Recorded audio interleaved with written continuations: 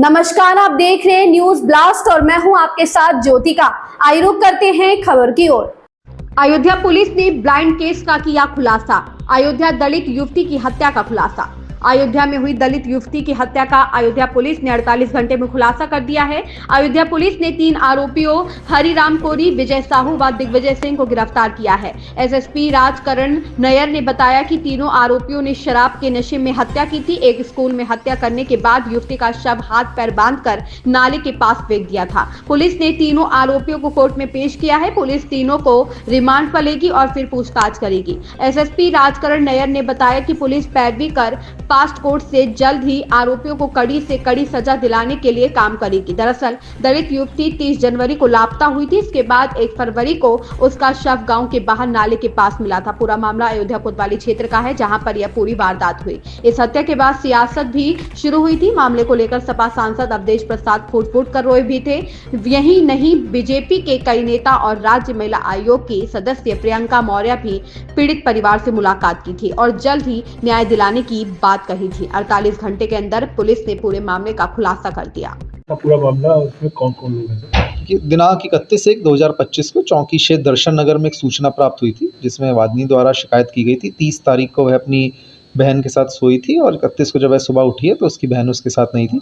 इसी क्रम में तत्काल मुकदमा पंजीकृत करते हुए 2 टीमों का गठन किया गया था।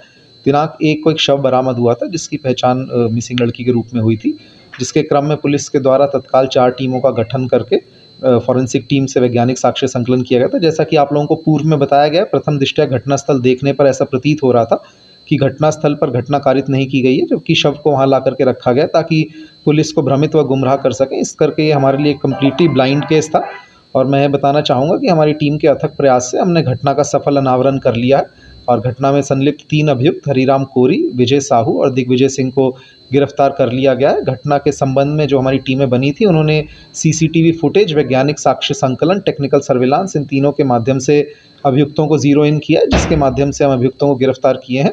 अभियुक्तों के द्वारा अपने जुर्म की स्वरोक्ति की गई है, जिसके संबंध में संबंधित धाराओं को तरमीम करते हुए अग्रिम विधिक कार्रवाई प्रचलित है।